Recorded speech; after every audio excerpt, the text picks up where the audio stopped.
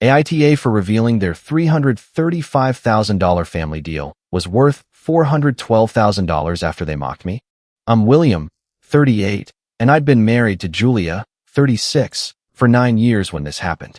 Her family had a running joke that I could turn a grocery receipt into a budget meeting. It was funny the first few times. What they usually left out was that I was also the person they called when a deposit was short, a bill made no sense, or someone needed money moved around before Friday. That part mattered because I wasn't some outsider who had spent 9 years disliking my wife's family and waiting for a chance to prove they were terrible. For most of our marriage, I got along with them pretty well. My father-in-law, Martin, helped us move when Julia and I were first married. He showed up early, brought more moving blankets than anyone needed, and stayed until the last box was inside.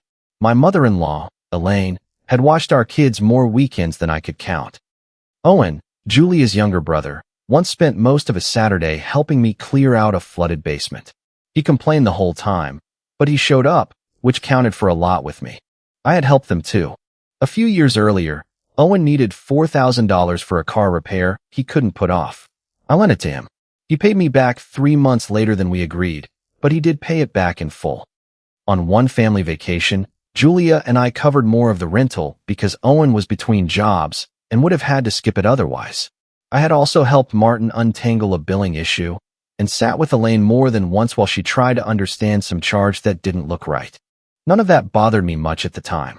What bothered me was that over the years, every time I said yes disappeared into the background, while every time I said no turned into a family story about how careful I was with money. Ask William, Martin would say whenever Owen had some financial problem. He'll know how to make it work. If I found a way, I was useful. If I didn't, I was difficult. Julia saw the pattern, but she didn't see it as malicious. She would shrug and say, "They ask because they trust you." For a long time, I accepted that explanation. Then Owen started dating Tessa. Owen was 33, and Tessa was 30. By the time everything blew up, they had been together for around 8 months. She was new to real estate and very excited about it. That in itself was fine. She liked talking about deals, markets, buyers, timing, and how people lost money because they were too afraid to move quickly. She also had a competitive streak that showed up fast. The first few times I met her, she was friendly. Then she learned the family jokes about me. Apparently, William the accountant without being an accountant was one of them. I don't work as an accountant, but I'm the type of person who reads numbers before agreeing to anything involving money. That was enough to make the nickname stick. At a casual dinner one night, Tessa asked if we wanted pizza. I said I didn't care what kind. She laughed and said, "Really? You don't need 14 documents before choosing a topping." Everybody chuckled. I did too. That was probably my first mistake. Not because the joke itself was devastating, but because I spent years teaching them that I would swallow little insults to avoid becoming the guy who couldn't take a joke. Around the same time, Julia's Aunt June started talking about selling her house. June was 71 and had been widowed not long before. Her house wasn't in crisis. She wasn't facing foreclosure or scrambling for cash. She just didn't want to take care of a larger place by herself anymore. The yard was work, the maintenance was work, and half the rooms were unused. She wanted to move into something smaller and easier. June and I had always gotten along. A few months after her husband died, I spent maybe 40 minutes at her kitchen table helping her separate bills she needed to keep from promotional mail designed to look urgent. It was nothing heroic. I just went line by line and told her when I wasn't sure about something. June later told Julia that she trusted me because I would actually say, "I don't know," instead of pretending I did. When Owen heard she wanted to sell, he saw an opportunity. I understood why. He and Tessa had been trying to figure out how to buy a house, and every time they got closer, prices or interest rates or their cash situation pushed it back out of reach. He wasn't lazy. He had saved money. He had also made choices I wouldn't have made, but he wasn't sitting around waiting for someone to hand him a house. He was frustrated, and I could understand that too. June's house seemed like a way around some of the problems. Owen liked the place. Tessa liked the idea of handling an off-market deal. Martin loved the thought of keeping the house in the family. Tessa started telling everyone that an off-market sale would be cleaner. No listing circus, no strangers walking through the house, fewer people taking a piece, she said one afternoon. Family deals get ruined when everybody invites 10 outside opinions. That line stuck with me later. At the time, it just sounded like someone excited to show that her new job was useful. June was willing to hear an offer. A few weeks after that, Owen called me. He didn't spend much time warming up. "We're close on the house," he said. "We're just short on the cash we need around closing. Would you lend me $25,000? I thought he meant $2,500 at first. $2,500? I asked. $25,000. I was quiet long enough that he said, "I know it's a lot." "It is. But this is the kind of thing that actually changes something for us." I asked what exactly the money covered. He sent me a rough breakdown later that day. There were legitimate items on it, but it was vague enough that I still didn't understand why a supposedly great off-market deal needed me to contribute that much money. Some of it was cash needed around closing. Some was reserve money they didn't want to be left without. Some of it seemed to be there because their margin was thinner than they wanted to admit. My bigger issue was repayment. I asked, "Where does the $25,000 come back from?" Owen said, "We'll figure out a schedule after closing." "That's not a repayment plan. You know I paid you back last time." "You did. Late." He got irritated. "It was 3 months." "I know. I'm not saying you stole money from me. I'm saying $25,000 is not $4,000. He said buying the house would stabilize things for him and Tessa. He said they wouldn't be throwing money away on rent.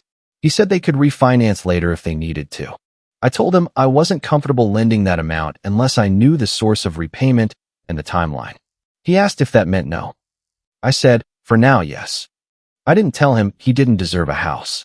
I didn't tell him to eat less takeout or cancel a subscription or any of the other insulting little things people say when they want to turn financial circumstances into a morality play. I said no to an unsecured $25,000 family loan with no clear repayment plan. That should have been the end of it. It wasn't. Martin called me 2 days later. He started with, "Owen told me you're not helping." I told him I'm not lending $25,000 without knowing how I get it back. This is a rare opportunity for him. I know. You can afford to help without changing your life. That's not the same as knowing I'll get it back. Martin sighed the way people sigh when they think you are missing the morally obvious point. He needs one break, William. I remember that sentence because it became the foundation of everything that happened later. Owen needed one break. Julia and I, in Martin's mind, did not. June, as it turned out, did not need every dollar from her house. The only person whose needs seemed to define the plan was Owen. A few days later, Martin texted me while he was still trying to change my mind. One part of the exchange read, "June doesn't need every last dollar out of that place. Owen needs a chance more than she needs a bigger account balance." I didn't respond to that part. I thought it was an ugly way to frame someone else's property, but at that point, I assumed June understood she was giving Owen a family discount and had decided she was comfortable with it. That distinction is important. I had no problem with June deciding to sell a house worth $400,000 for $300,000 if she fully understood the value and wanted to give the difference to Owen. It was her house, her money, her choice. I did have a problem with other people quietly deciding how much she could afford to give away. 2 weeks before Martin and Elaine's anniversary dinner, June sent me a photo of the first page of an appraisal. The number at the bottom was approximately $412,000. Her text said, "Am I missing something, or is that a big gap?" I asked what number she was comparing it to. She said Tessa kept telling her that something in the low to mid $300,000 was still a strong offer once the condition of the house and transaction costs were considered. I called June rather than trying to interpret everything through text. "Do you have repair estimates?" I asked. "Not with me." "Then I don't know." She sounded surprised. "You don't think $412,000 is right?" "I'm not saying that. I'm saying I haven't seen the condition analysis, repair numbers, or whatever they're using. An appraisal and an offer aren't the same thing." June said, "Tessa said William saw it too." I misunderstood what she meant. I assumed it meant the appraisal because she had literally just sent it to me. So I said, "I'm looking at the appraisal now. I haven't looked at anything else." June said okay and thanked me.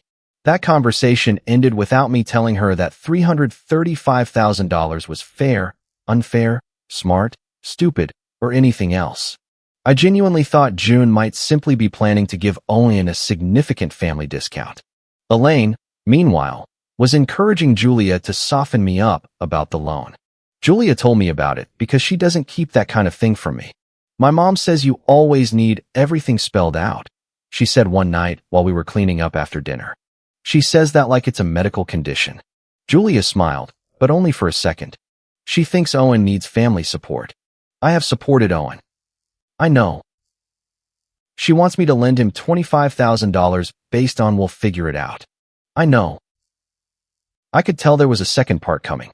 Julia finally said, you can say no less clinically sometimes. I put a plate into the dishwasher and looked at her. What is the warm version of no to $25,000? She gave me a look. You know what I mean. I did.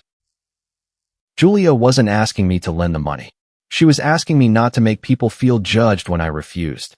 I agreed I could probably be better at that. Then came the anniversary dinner. Martin and Elaine were celebrating more than 4 decades of marriage. It was a family dinner, not a huge event. June was there. Owen and Tessa were there. Julia and I were there. Everyone was in a good mood when we sat down. For maybe the first 40 minutes, it was normal. Then Owen made some comment about how expensive everything around buying a house had become. Martin said, at least you've got the big piece figured out. Tessa smiled and said, most of it. Then she looked at me. Don't worry, she said. I already learned not to ask William unless I bring a spreadsheet. Owen laughed. Elaine laughed. Even Martin smiled. I didn't say anything. Tessa kept going. I swear, some people act like asking family for help is a character defect. Julia said, Tessa. But Tessa was enjoying herself. She looked directly at me and said, you're cheap. It's okay. Everybody has a thing. There was another round of laughter, smaller this time. Martin said, come on, William. Don't turn dinner into a money lecture. That annoyed me more than Tessa's comment. I hadn't said a word, but I was already being warned not to make things uncomfortable. So I said no to the loan. I didn't ask to be turned into the family punchline. Tessa rolled her eyes. It's a joke. Then move on. She did, technically. She started talking about the house. Her tone changed immediately. She was proud of the deal. She talked about how she had helped Owen navigate an off-market purchase and how being in real estate had finally created an advantage for him instead of him constantly being priced out. Then she said the number. $335, she said. For that house. That's what a family deal is supposed to look like. I looked at June. June was not smiling the same way Tessa was. Something clicked in my head. The house. The appraisal. This strong offer. I pulled out my phone. Tessa laughed again. Oh my God, he actually has the spreadsheet. I don't, I said. I found June's message from 2 weeks earlier and opened the photo she had sent me. Then I turned the phone so Julia could see it first. Her face changed. I looked at June and said, June, you know the appraisal you sent me was $412,000, right? June nodded slowly. Tessa stopped smiling. Martin said, that's not the same as what the house is worth in this deal. I understand that.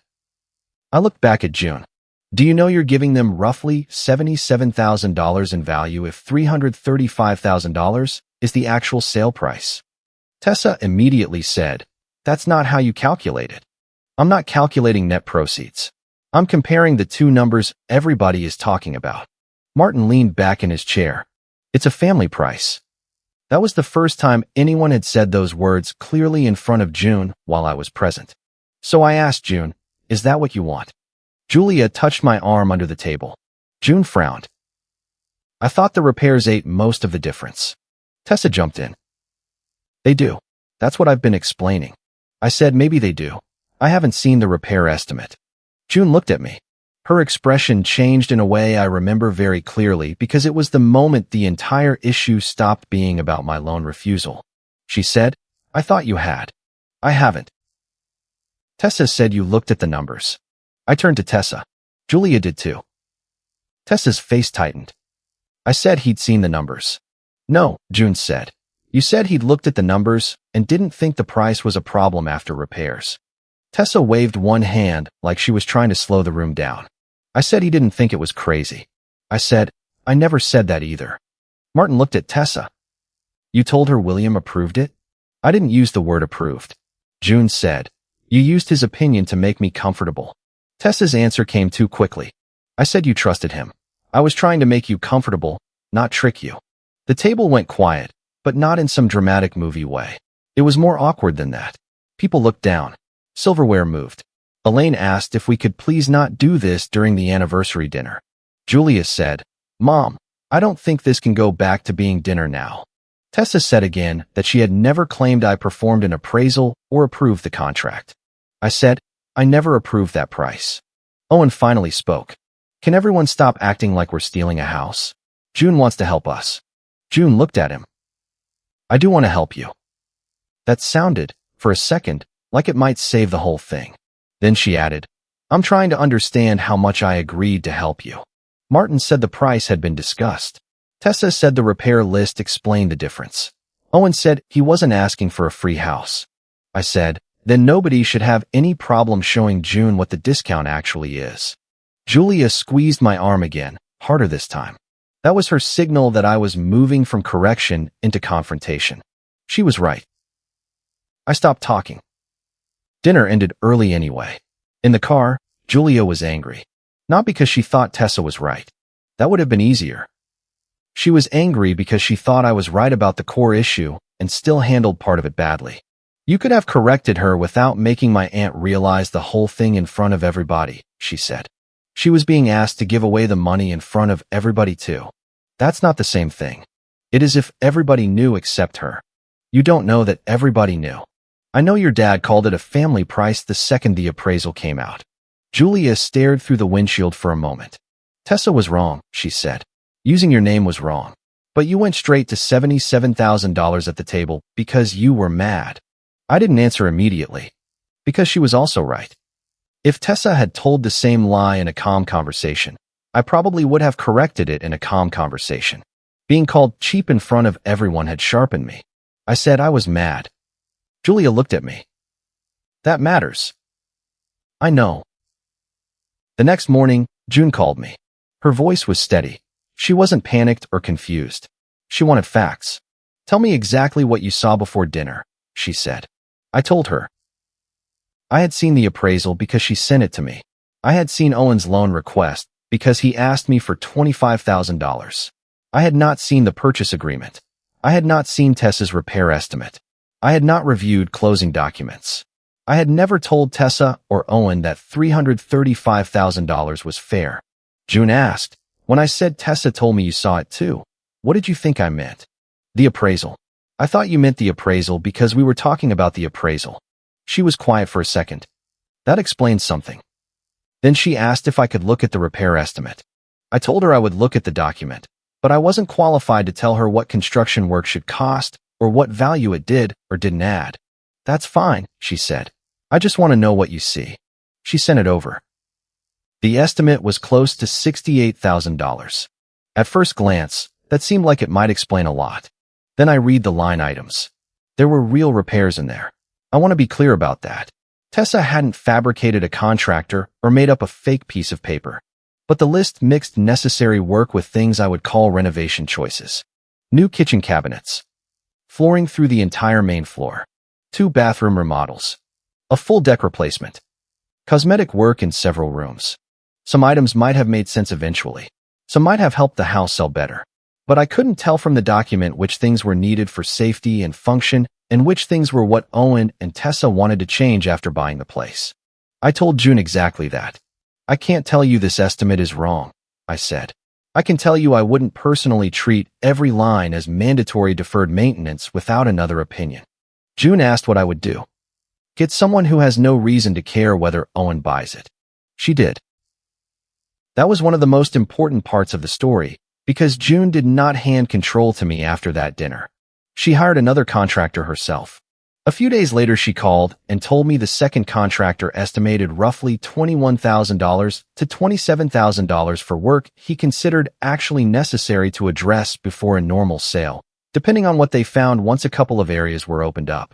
He didn't say the $68,000 estimate was fake. He said a large part of it was upgrades and remodeling. That changed June's understanding. She had been hearing the house needs about $68,000 in work. What the paper actually showed was closer to here is a $68,000 plan that includes repairs and a lot of things a buyer might want to improve. Those are not the same sentence. June then asked me a question I had been hoping she wouldn't ask. Did Martin know you hadn't approved the price? I said, I don't know what Tessa told Martin. That's not what I asked. June was good at that. I told her Martin knew it was a family discount. I told her he had tried to convince me to lend Owen the money. She said, did he say how much of a discount he thought I was giving? That's when I remembered the text. I still had it because Martin had sent it directly to me. June doesn't need every last dollar out of that place. Owen needs a chance more than she needs a bigger account balance. I stared at that message for a long time. I could have summarized it. I could have said, Martin knew you were giving up value. That would have answered her question. Instead, I took a screenshot of that specific part of the conversation and sent it to her. Not the whole thread. Not every argument we had. Just that line and enough around it to show it was real and related to the loan discussion. The second I sent it, I felt both justified and uncomfortable. That feeling has never completely gone away. June called Julia after reading it. That is how Julia found out before I had told her what I sent. When she came into the room holding her phone, I knew immediately what had happened. You sent Dad's text to June? She asked what he knew. You could have answered her. I did answer her. You sent a private message from my father. A private message about how much money your aunt needs from her own house. Julia's jaw tightened. Tessa was wrong. Dad was wrong to talk about June's money that way. That doesn't mean every private text becomes evidence. I sent one relevant message to the person he was talking about. You didn't tell me first. I didn't need permission. She stared at me for a few seconds. You needed judgment, not permission. That landed. I was still angry enough to argue, but I knew exactly what she meant. There was a version of what I had done where the screenshot was necessary context for June. There was also a version where I wanted Martin exposed because I was tired of being treated like the cold one while he casually volunteered other people's money for Owen. Both versions were true. Martin called me later that day. He didn't start calmly. You're trying to turn everybody against everybody. I answered June's question. You took a family discount and turned it into some accusation that we were taking advantage of her. I didn't write your text. She has plenty of equity. She said she wanted to help Owen.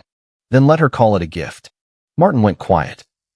I said, if June wants to give Owen $77,000 in value, that's her choice. Call it a gift. Don't call it market reality. It wasn't 77 after repairs and fees. Then show her the real number and let her decide. You enjoy this, don't you? He said. That accusation bothered me because I didn't enjoy June feeling betrayed, and I didn't enjoy what it was doing to Julia. But there had been a moment at that dinner, after Tessa stopped laughing, when I had felt satisfaction. So I didn't pretend I was morally pure. I didn't enjoy being called cheap while my name was being used to sell your sister a number I never approved. Martin said, you always have to make everything about the numbers. I said, this is a house sale. The numbers are the thing. Owen called that evening. His version was simpler. You're blowing up my chance to buy a house because Tessa embarrassed you. No, the loan was already a no before dinner. And the house wasn't your business before dinner. My name became part of the deal. You could have just told June you didn't approve it and stopped. That was the strongest point anyone made against me. He said, every time I get close, someone tells me I should have planned better. I save more, prices go up. I make more, rates change. I finally have one situation where family can actually help, and you decide this is where everybody needs to prove some principle. I told him I understood why he wanted the house. He said, no, you don't. Maybe not completely. But I asked him one question. Did you know Tessa told June I thought the price was fair? He paused.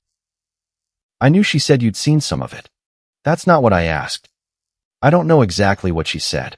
I believed him. That didn't make him innocent of everything. He knew the appraisal was higher. He knew the price was a family discount. He knew they still needed to borrow $25,000 from me to make the deal comfortable. But I did not think Owen had sat down and planned a scheme to falsely use my name. He wanted the house badly enough not to ask too many questions about why June had stopped asking hers. That was different, but not harmless. June, meanwhile, did the least dramatic and most sensible thing anyone in the story did. She stopped taking advice from people who had a personal stake in the outcome. She had someone independent review the transaction. She also had a lawyer look at her specific purchase agreement. I want to be careful here because I am not claiming every real estate contract works the same way or that there is some universal cancellation button. In June's specific agreement, there were still review and inspection conditions that had not expired or been fully completed. Her lawyer explained what options she had and what steps she had to follow. June decided to withdraw. She did it herself. I did not call anyone to cancel the sale. I did not threaten Tessa's license. I did not call her employer. I did not report anyone. I did not suddenly discover some secret legal power. June got her own advice and used a right that still existed in her contract. Owen lost some money he had already spent on inspection and application-related costs. It was enough to hurt, but it did not ruin him. Tessa lost the deal and the commission connected to it. And, predictably, the family blamed me for at least part of it. Martin didn't talk to me for several weeks. Elaine sent a message to Julia saying she wished I had handled everything privately. Then, later the same day, she sent me one directly. I'm sorry I laughed at dinner. I thought it was just teasing. This stopped being funny a while ago. I appreciated that more than she probably realized. Julia and I were still arguing about the screenshot. We agreed on the facts. That almost made it harder. She agreed I had every right to refuse the loan. She agreed Tessa had no right to use my name. She agreed June deserved independent information before giving up that much value. She even agreed her father had been treating June's equity like a resource available to solve Owen's problem. But she still believed I crossed a line when I sent Martin's text without talking to her first. You can protect yourself without making my dad bleed for it, she said one night. I wasn't trying to make him bleed. She gave me a look that told me she did not believe me completely. I corrected myself. Fine. That wasn't the only reason I sent it. That's what I'm saying. I wanted June to know what he actually thought. And you wanted him to have to own that sentence. Yes. There wasn't much else to say after that. A couple of weeks later, Martin asked everyone to sit down again because June had not ruled out selling to Owen completely. I almost didn't go. Julia wanted to go because she didn't want her aunt sitting in another room full of people who all wanted something from her, without at least one person there who was willing to say what they knew and what they didn't. Before we left, she said, no revenge speech. I don't have one. You had one at dinner. I had 3 sentences. You can do a lot with 3 sentences. Fair enough. The second meeting was at June's place. It was calmer than the anniversary dinner, but not friendlier. June had notes in front of her. That was almost funny given how much everyone had mocked me for wanting things written down, but I kept that thought to myself. Tessa started by defending the deal. She said she had been trying to create a situation where everyone benefited. June would avoid listing hassles and some costs. Owen would get a house he could afford. The property would stay in the family. Tessa would handle the transaction and earn a commission. Put that way, it sounded reasonable. Then June asked, why did you need William's name to make that sound fair? Tessa said, I didn't need his name. June waited. Tessa corrected herself. I said he had seen the numbers. I said, I saw the appraisal. Tessa said, and you didn't tell her the offer was insane. I told her I couldn't judge the price because I hadn't seen the repair estimates. She said, that's basically saying the gap could be justified. Before I could answer, Julia did. No. Everyone looked at her. Julia said, I heard what he told June. He specifically said he couldn't judge the price. He did not approve the price. That was the first time she had directly contradicted her family in the conflict rather than trying to manage both sides. Tessa looked genuinely offended. I was trying to make June comfortable. June said, that's exactly the problem. You used someone I trust to make me comfortable with something he had not agreed with. Tessa's tone sharpened. You're acting like negotiating is a crime. No, June said. I'm asking why your negotiation included another person's opinion without his permission. Owen rubbed both hands over his face. I'm not asking for a free house. June looked at him. I know.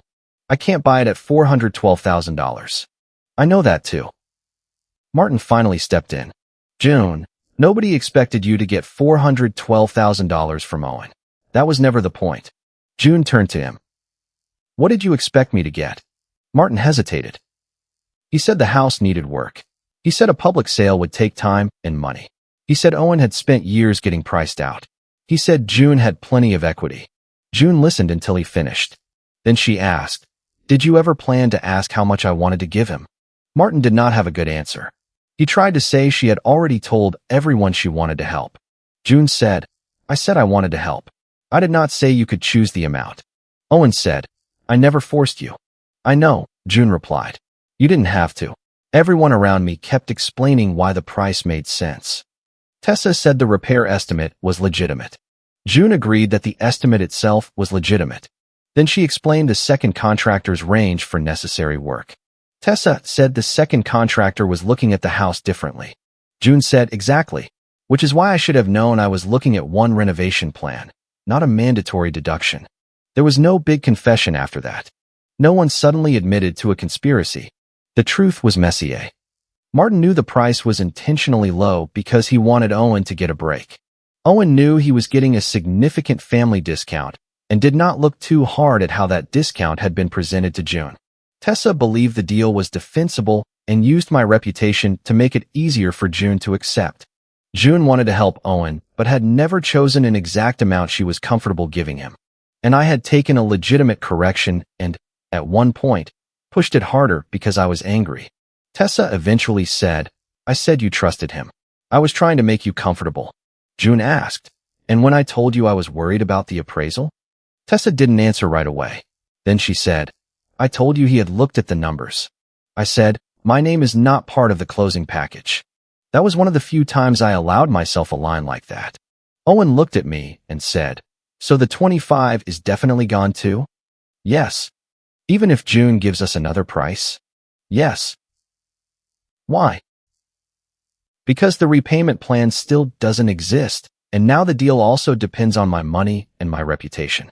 I'm done being told I'm outside the deal when people want me quiet and inside the deal when they need me to make it work." Martin said, "Nobody said you were part of it." I looked at him. If the deal needs my money and my reputation, then I'm not outside the deal anymore. June ended the discussion before it became another circular argument.